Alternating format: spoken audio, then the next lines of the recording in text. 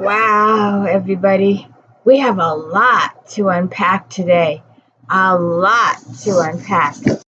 So, welcome to the Dealer Reads book series. I'm Christina, Kristina.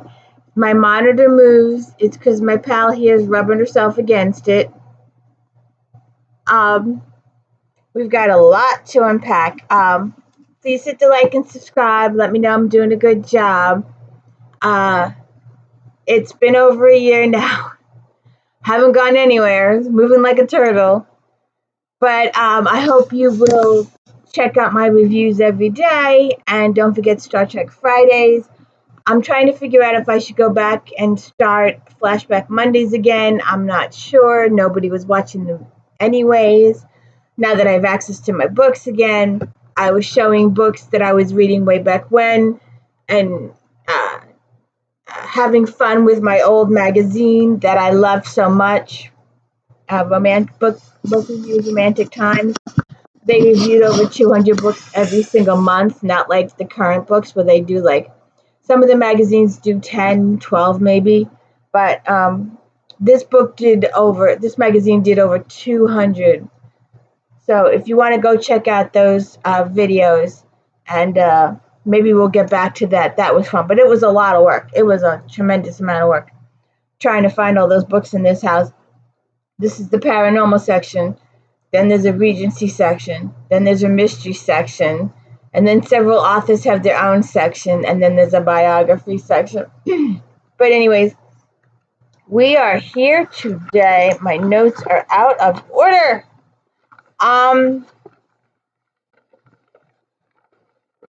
We are here today to talk about First to Die, James Patterson's Woman Murder Club. And I guess it was for dramatic purposes and to give the character, I don't know, some personal angst, I guess, or personal conflict. Who knows what these literally, and this was back in the day when James Patterson was actually writing his own books. This wasn't a cohab with anybody. He was actually writing them all himself way back when. Now he's got all these co-hosts that write with him. There's well over 400 pages to this. It's divided into technically 6 sections, but we have the prologue. We have Lindsay getting her diagnosis. Very upsetting. Why would anybody? Your first thought is, well, obviously you didn't know it at the time, although the title here says it first. So obviously there's going to be a second and a third and a fourth and a fifth and a sixth. And I should point out second degree, third degree, fourth. 4th of July. 4th of July? I'll have to look that up. But you would have to think that if a book is titled first, that there's going to be a second. And if there's going to be a second, why is your character, your main lead character, terminally ill in the first chapter? It's just, you're like, huh. Makes you go, why?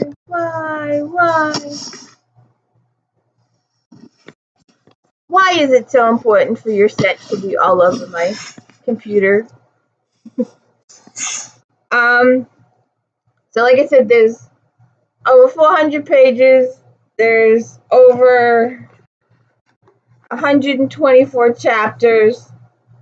And we've got a murder case here. The chapters are very, very short. They're like a page or two. Some of them are only even a page and a couple paragraphs.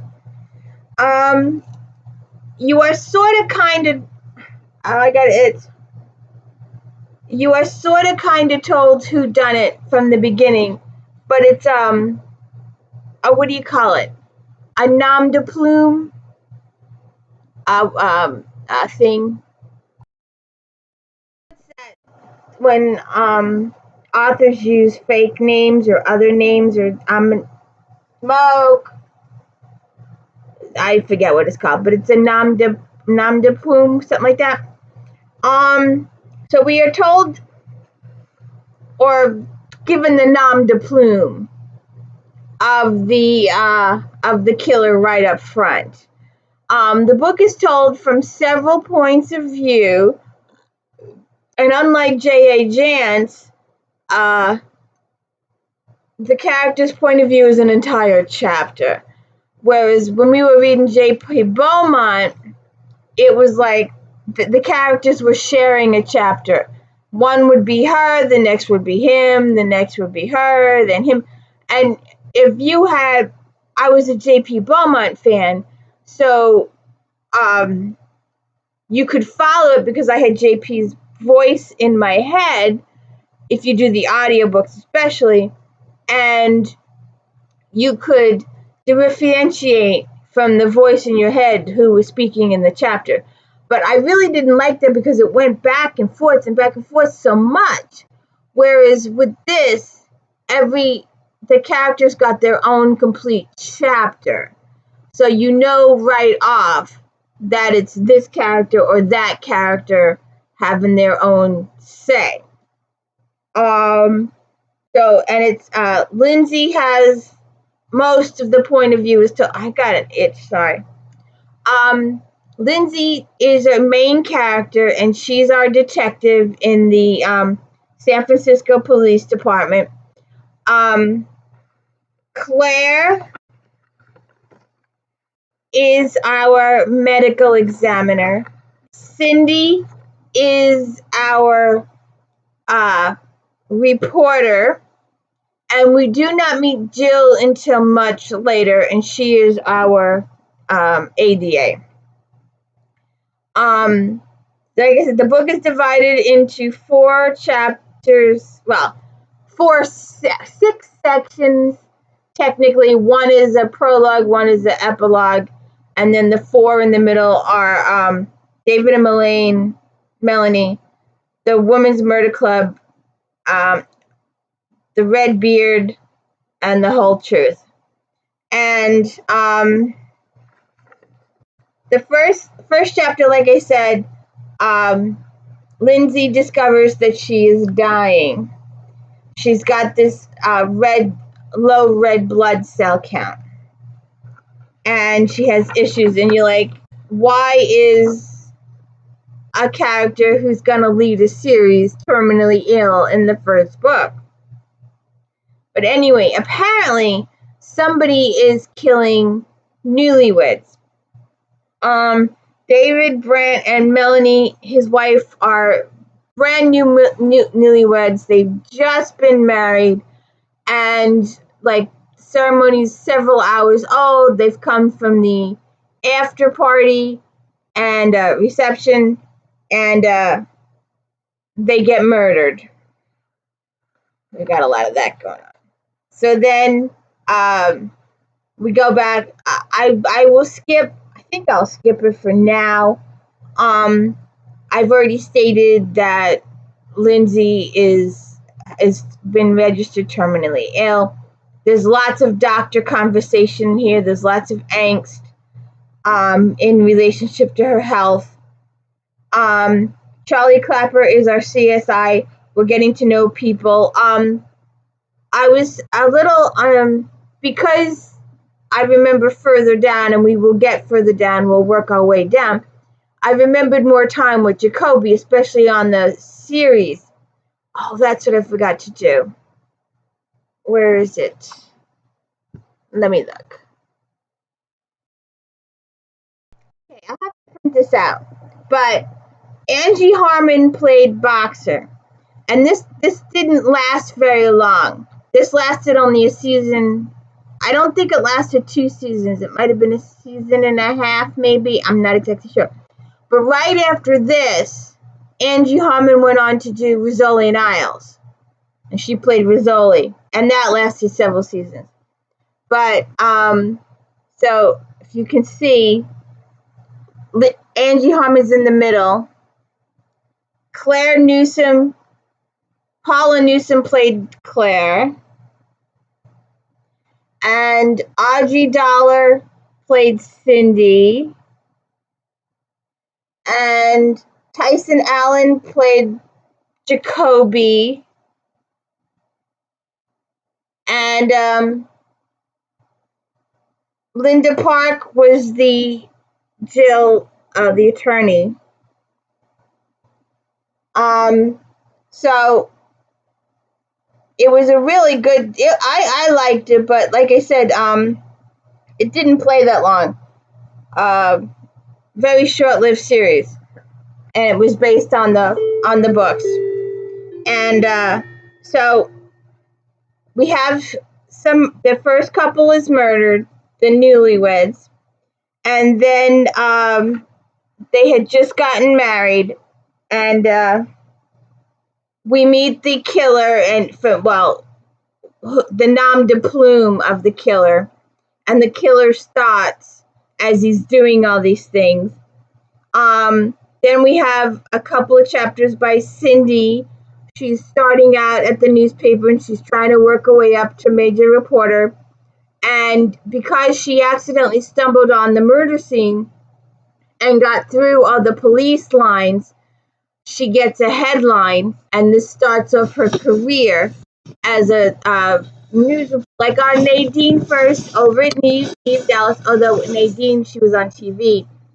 Cindy is in print. She's in the newspapers. And remember, this is all back before cell phones. And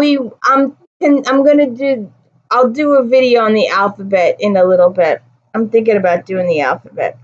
So they have the Women's Murder Club has their first meeting.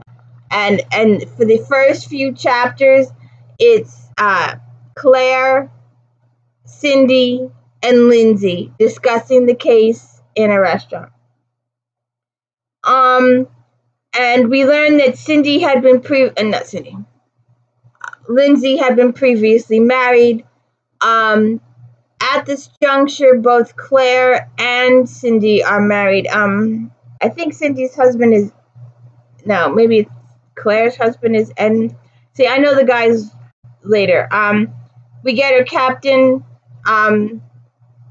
So while she's doing this, Jacoby gets reassigned, her partner. And I was a little, I know what happens in the future a little bit. But Jacoby is technically her partner. And for whatever reasons, this very first book, he's taken off and sent to do other things. And she gets a new partner, Chris Rowley. I guess to form a love interest. I guess to have a romantic situation in the book. They couldn't have her getting together with a married man. So they bring in a new love interest, a temporary one-time partner, who Lindsay rejects quite a few times because in her mind she's dying. Why start a relationship when you're dying? Although if you're alone, it might be nice to have somebody with you at the end. It might bring comfort to not have to die alone. Would you think, having someone with you? There are so many people that die alone in nursing homes and hospitals and stuff that have no family. It's upsetting. We did all this stuff at Christmas and Thanksgiving, and The View did a talk about this. If you had the chance to go home for the holidays, there are a lot of people that choose not to go home to avoid conflict. But on the other hand, what if the people died the next day? Would you have not wanted to spend those last moments? So you got to think about it that way. From my point of view, since everybody is dead, and I really miss those moments, I really miss the family that I don't have, and I appreciated the fact, and I knew I was lucky to begin with to have most of my senior citizen relatives past the age of 30. A lot of people lose their grandparents and aunts and uncles in their 20s and 30s, but I managed to get them all the way up there, but my mother, on the other hand, dropped dead way too early. So we won't. And my daughter died, and we won't go into all that. Anyways, let's get back to our story. So she goes to the morgue and she talks to Claire, and they tell update about Claire's marriage to Edmund and her 2 kids. And then they talk about Melanie Brandt and how the murder went down. Then we get Cindy's point of view. She's working at the Chronicle, and because of the case, because she stumbled onto the murder scene, like I said before, she gets a boost, and she gets what you call it? A scoop on the other reporters in the area. This is back when newspapers were newspapers. When newspapers were like newspapers. Have you seen the newspaper lately? It's like this. In the olden days, the Thanksgiving paper was the biggest paper of the year, and it was like this. It had flyers and advertisements and sales brochures, and you had the Sears catalog and the Penny's catalog and the Toys R Us catalog, and my Thanksgiving paper was like this. You know how depressing that was. I wasn't going to buy anything, but I was just looking forward to looking at the stuff, and there wasn't anything. So they have the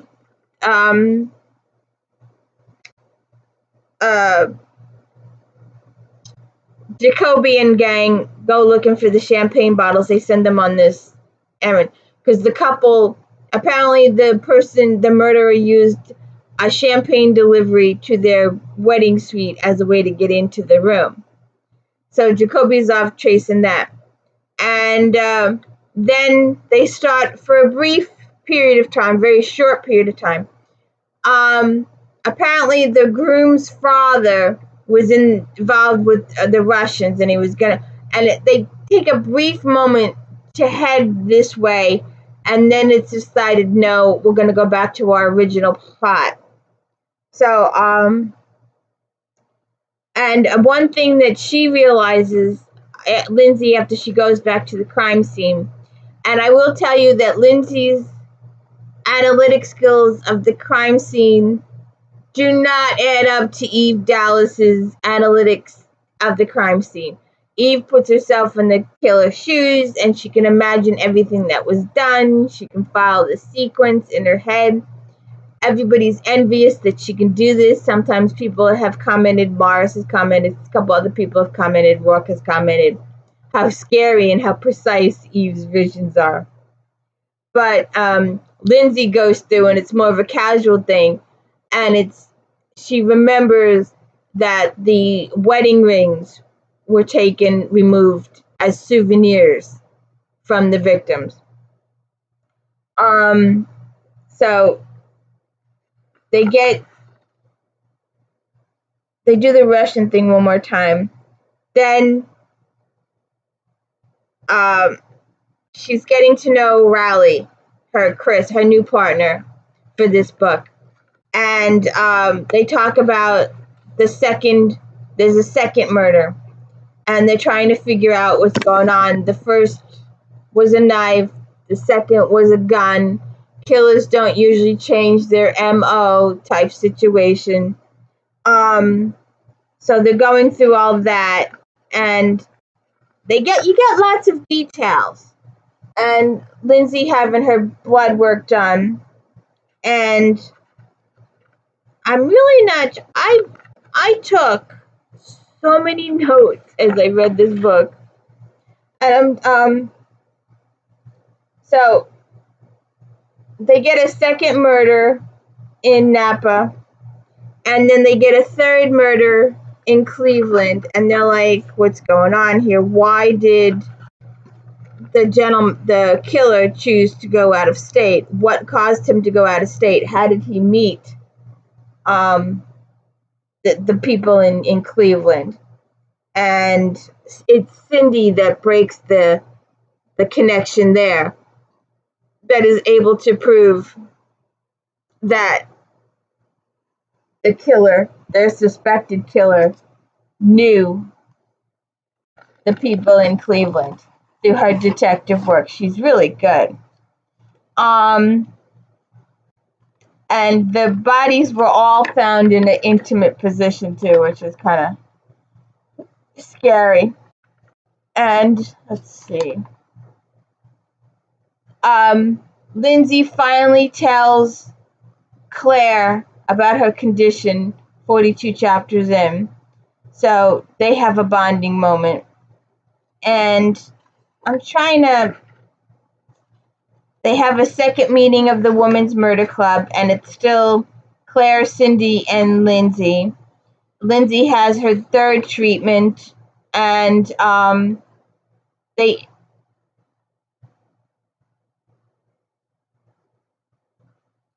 then during their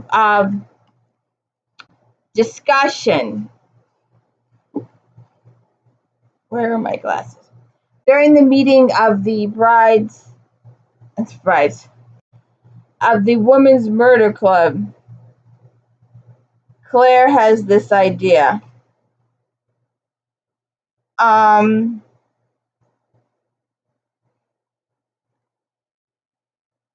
It's a strange combination, agreed Claire. He's so in control when he plans his strikes. He seems to know everything. Where they're married, room numbers, and their honeymoon itinerary. How to get away, yet when he kills, he's close to rage. It's not enough to merely kill them, he has to defile them. I nodded. That's the key. He's striking at weddings.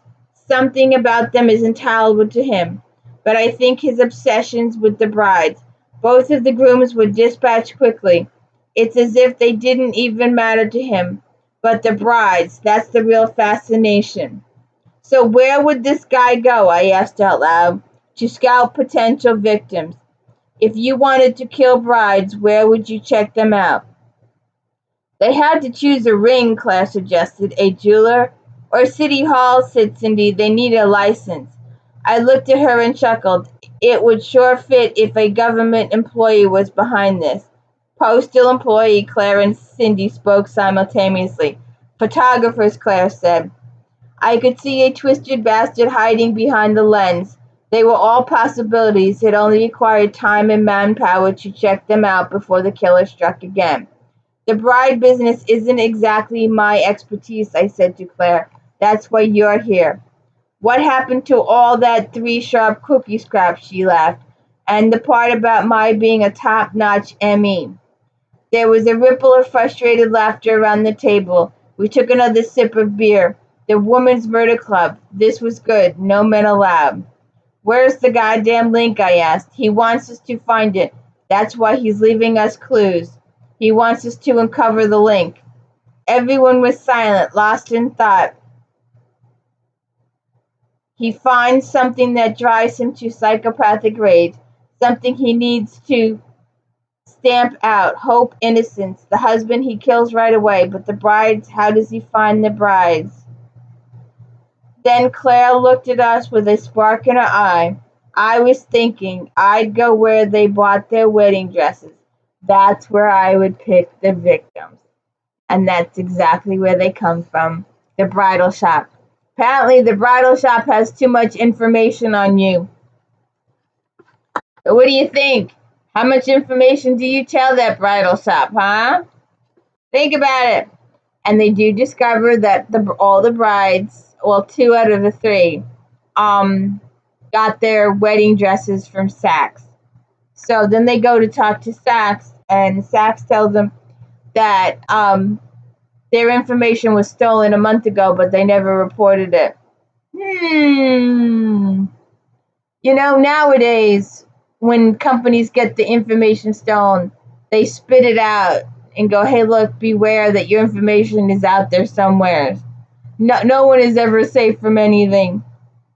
So we get another couple of chapters from the killer's point of view. Raleigh wants to get together with Claire again. She's resisting. Then she gets a witness that remembers the killer with a little bit of a beard. they track it down. Oh, I had to throw this in. I know this is not coming across very well today. I'm not doing a very good job of it. This book took over 6 hours to read. I've never taken that long to read a book. But I was just trying to pay attention to everything, and it was engaging. It kept your attention, but I wanted to throw this out there. Um, we've done Stephanie Plum. And when Stephanie Plum was trying this, somebody asked Stephanie Plum a question that she doesn't want to answer or is unable to answer.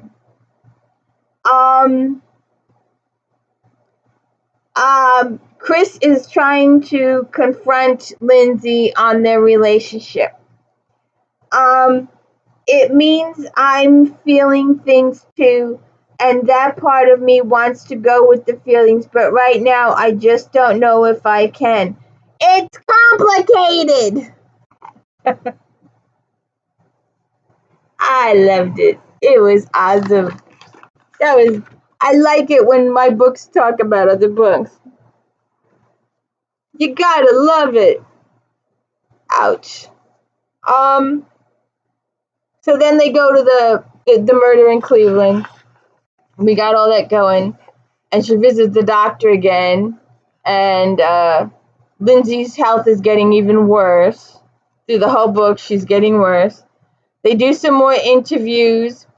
Then they come up with a possible killer, and the possible killer thinks he's being framed, but they gain enough evidence to take him to arrest him and stuff. But he's a high profile killer, and they have to be very careful and very precise with their information. Then we finally meet the fourth member of our women's murder club.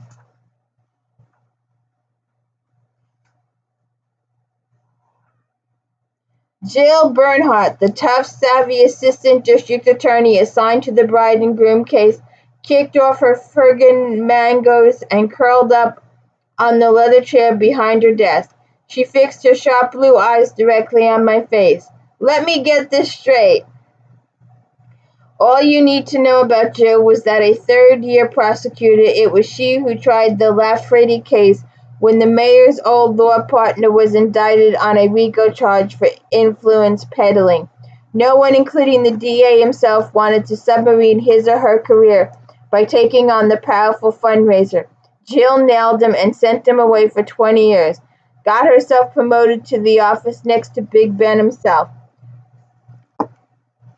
And there's a little background on Jill. We will get more. You get more.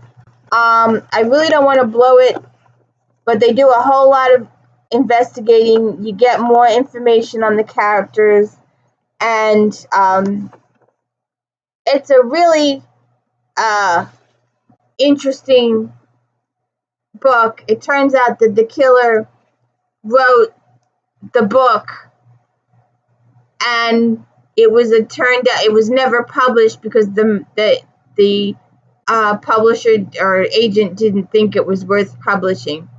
And the killer is using this unpublished manuscript to do the murders, and it details all the murders in it.